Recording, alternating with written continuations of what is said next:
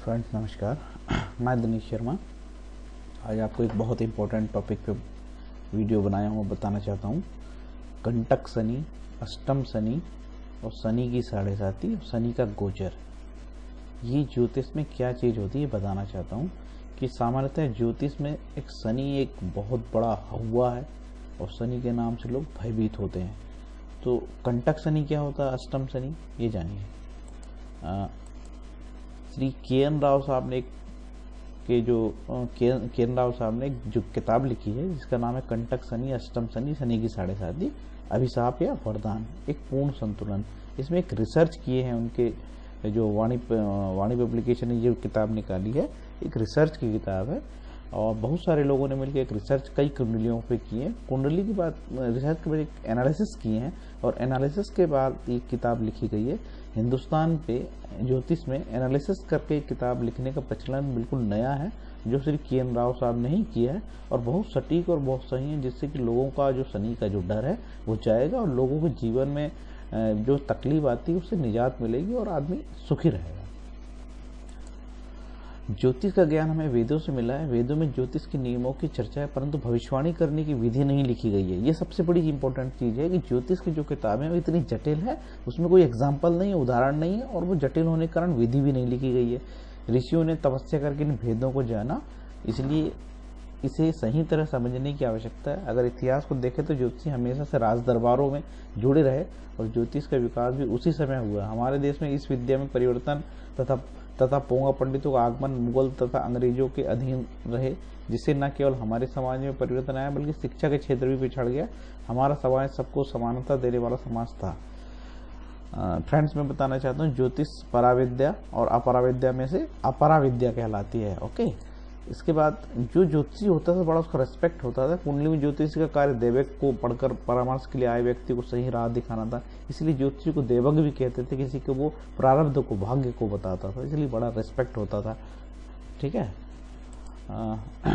ज्योतिष में एक विशेष बात है कि ये शनि की बात और शनि बनाने का वीडियो बनाने का उद्देश्य भी मेरा यही है कि जितना भय शनि के नाम पे दिखाया गया तो आदमी भयभीत हो जाता था। भयभीत जो व्यक्ति होता है निश्चित रूप से वो किसी की भी बात बड़ी आसानी से मान लेता है।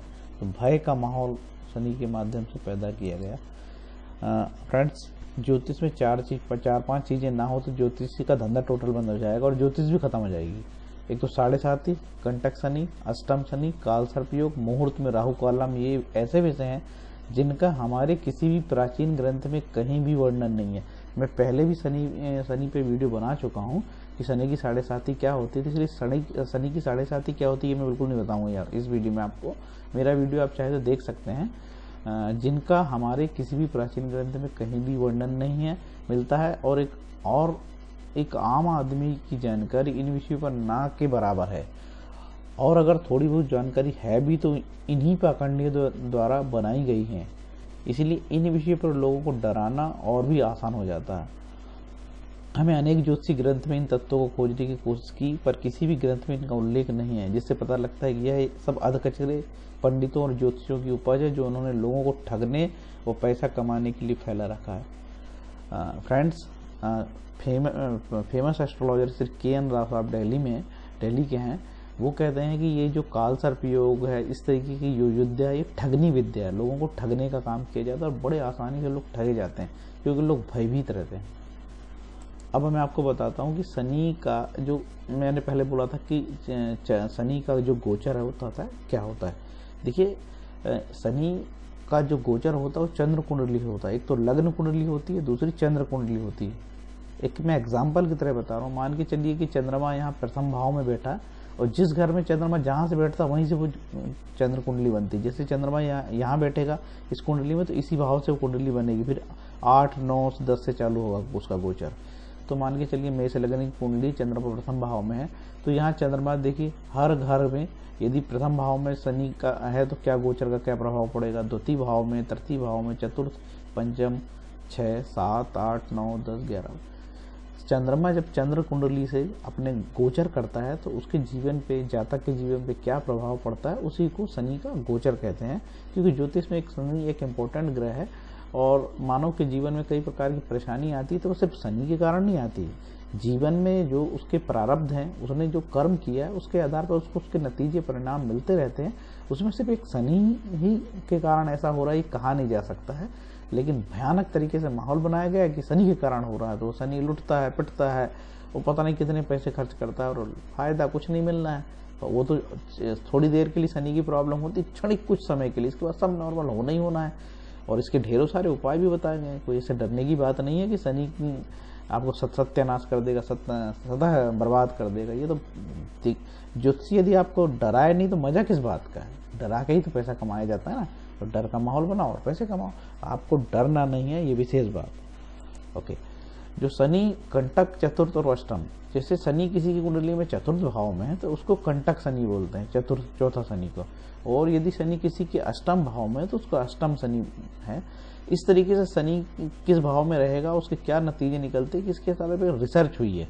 रिसर्च के लिए जो लेखक ने बहुत सारे बड़े बड़े एक्सपर्ट, बड़े बड़े फेमस लोगों की कुंडली में ये सब अध्ययन किया है। जैसे अकबर, किरण बेदी, रामा कपूर, सद्दाम हुसैन, परवेज मुशर्रफ, बहुत महान महान लोगों की कुंडली में रिसर्च करें और रिसर्च के बाद वो एक नतीजे पे पहुंचे कि शनि किस प्रकार के फल देता है, खासकर चौथा शनि, अष्टम शनि, शनि की साढ़े साती और शनि का गोचर जन्मकालीन चंद्र से तृतीय, षष्टम, एकादश भाव पर यदि शनि होगा, शनि का गोचर जन्मकालीन मंगल और अन्य भावों से, तो क्या नतीजे निकलेगा।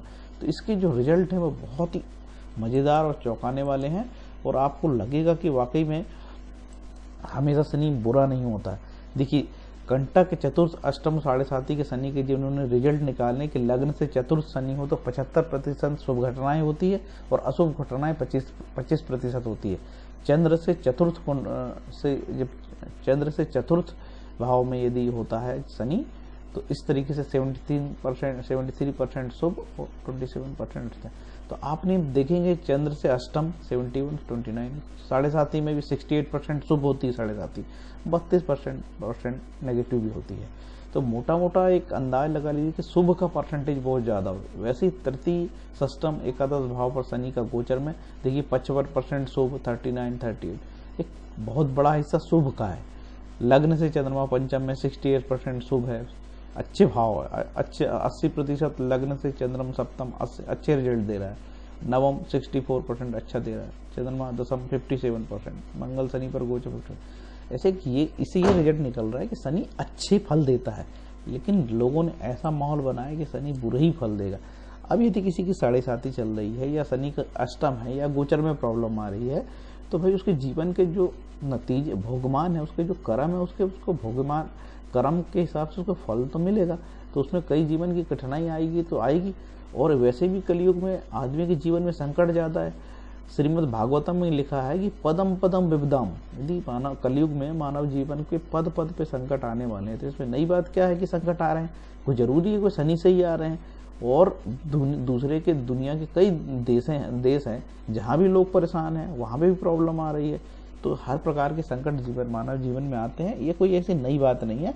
तो आप इसको बहुत थोड़े से हल्के से लीजिए, इतना तनाव मत लीजिए शनि के नाम पे। फ्रेंड्स, मैं बताना चाहता हूँ कि शनि में कई चीज़ें ऐसी होती है जो बहुत टेक्निकल होती है। जैसे कि आपका कोई ग्रह नीच का है, कोई ऊंच का है, कोई मूल त्रिकोण का है, स्वस्थान का है। जैसे कहते हैं कि शनि में कई ग्रह नीच के, ग्रहों में कुंडलियों में कई ग्रह नीच के होते हैं। मान के चलिए कि सूर्य नीच का है तो सूर्य तुला राशि में 10 डिग्री का नीच का कहलाता है। यदि आपकी कुंडली में सूर्य 10 डिग्री का नहीं है, 25 डिग्री का है, तो वो नीच का होकर भी आपको नीचता का फल नहीं देगा।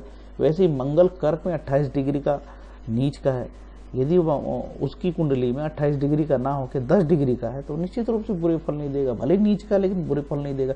तो ये कुछ टेक्निकल बातें हैं। जो एक्सपर्ट ज्योतिषी होता है वो कभी किसी को डराता नहीं है, लेकिन जो लुटेरा टाइप का व्यक्ति वो उसका काम है लूटना और कभी अच्छी सलाह नहीं देगा। बहुत बड़ी बड़ी महंगी आपकी पूजा बताएगा और धन लूटेगा। तो मेरा उद्देश्य आपको लूटने से बचाना है। फ्रेंड्स, मैं आपको बताना चाहता हूँ कि जो ज्योतिष लिखी गई है वो ऋषि पाराशर ने लिखा है। और ऋषि पाराशर ने जो ज्योतिष लिखे है उसमें ग्रह शांति के आखिरी अध्याय में लगभग ये बताया है कि ग्रह शांति के उपाय क्या है।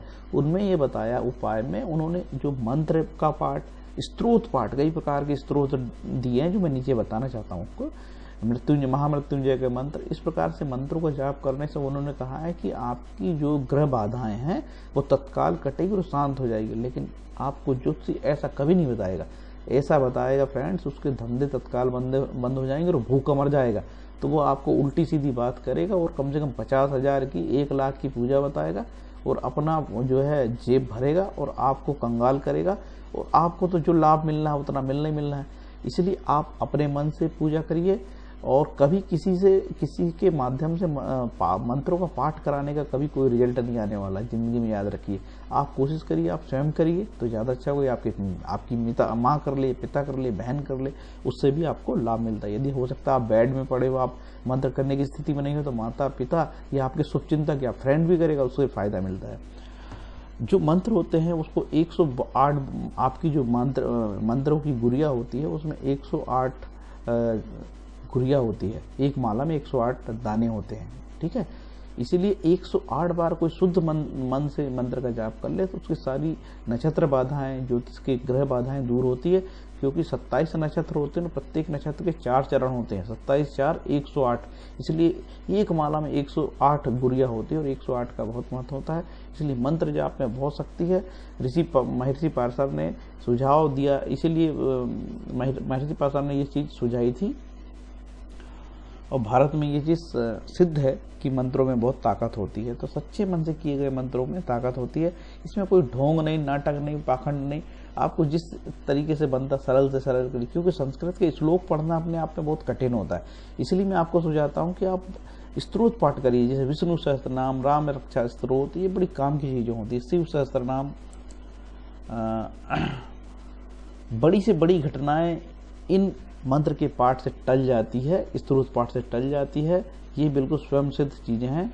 आपको कोशिश करना चाहिए किसी प्रकार की भय से ना बचे, और जब आप मंत्र का पाठ करेंगे तो निश्चित रूप से ऊपर आपको भगवत कृपा होगी, ईश्वर कृपा होगी। आपको यदि कुंडली में कोई प्रॉब्लम हो रही, बाधा आ रही है, तो कई बार ऐसा होता है कि कई आपको विकल्प भी दिए हुए कि क्या उपाय। नवग्रह स्तोत्रम भी होती है। यदि नवग्रह स्तोत्रम का पाठ करें तो नवग्रह की शांति होती है। हो सकता है आपको सूर्य का मंत्र बड़ा अटपटा लग रहा है, आपको मंगल का मंत्र बड़ा अटपटा लग रहा है, तो उसके लिए नवग्रह स्तोत्रम में ये दिखा हुआ है। आपको कई किताबों में बड़े आसानी से मिल जाता है। भी आप चाहेंगे कहीं भी मांगेंगे तो नवग्रह स्तोत्र चाहिए तो मिल जाता है। उसका पाठ करने से भी आपको शांति मिलेगी। ऋषि पार्षद ने हमको ये सब बता के हमारे ऊपर बहुत दया करी है। देखिए, मैं अपने जातकों को कभी भी नंगीने पत्थर नहीं बताता, लूटता नहीं हूँ। तो इससे कई ज्योतिषी बड़े नाराज रहते हैं। देखिए, इसमें सूर्य का मंत्र है, चंद्र का मंत्र है, मंगल का, बुध का, गुरु का, शुक्र का, शनि का, राहु का, केतु का, और ये मंत्रों की संख्या ऋषि पार्षद ने बताया कि 7,000 करना, 11,000 करना, 10,000 करना, 9,000। अब इतना टेक्निकल है हो गया, किसके पास इतना टाइम है कि ये सब मंत्र 10,000 19,000 करेगा। कोई आदमी बिरले ही कर पाते हैं। हाँ, दान की बहुत मैया है, दान दीजिए और दिलेरी से गरीबों को दान दीजिए, भोजन कराइए। जो मुसीबत वाले आदमी उनको चाहिए, ठंड में किसी को ठंड का कपड़ा नहीं है ओढ़ने का, था वो दीजिए, और गरीब बच्चों को भोजन दीजिए। जो भी जरूरतमंद है उसको दान देने से मतलब है। आप बहुत संपन्न व्यक्ति को दान दोगे तो क्या मिलेगा? जिसके घर करोड़ों की बिल्डिंग है उसको दान देने से क्या मिलेगा? आप जरूरतमंद व्यक्ति को दान दीजिए, उसका फायदा निश्चित रूप से मिलेगा। विष्णु सहस्त्र नाम की महिमा है, वो तो आप मैं पहले भी बता चुका हूँ कई वीडियो में, ठीक है। दान जप का बड़ा महत्व है। इसके बाद विष्णु सहस्त्र नाम, शिव सहस्त्र नाम, महामृत्युंजय मंत्र, गुरु प्रदत्त मंत्र, गुरु के द्वारा जो भी मंत्र दी गए उसको कभी नहीं छोड़ना चाहिए, जरूर करना चाहिए। स्वाध्याय करना चाहिए, जैसे धर्मशास्त्र का पठन पाठ, जैसे रामायण, गीता, भागवत पाठ, विभिन्न प्रकार के स्तोत्र पाठ, जैसे राम रक्षा, जो भी धार्मिक प्रार्थना पूजा पाठ उसके बड़े फायदे होते, करिए। और किसी भी प्रकार से भयभीत ना रहिए, आपको निश्चित रूप से फायदा मिलेगा। तो फ्रेंड्स, मेरे ये जो कंटक शनि, अष्टम शनि और शनि की 7.5 शनि के गोचर के बारे में मैंने आपको इस विषय में जानकारी दी। बिना भय के रहिए, बिना टेंशन के रहिए। आप यदि तनाव लेंगे तो निश्चित रूप से आपको नुकसान होगा। शनि महाराज कभी किसी का बुरा नहीं करते।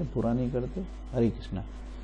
फ्रेंड्स, मेरा वीडियो यदि आपको अच्छा लगा होगा तो इसे लाइक करिए और मेरे चैनल को सब्सक्राइब करिए। Thank you.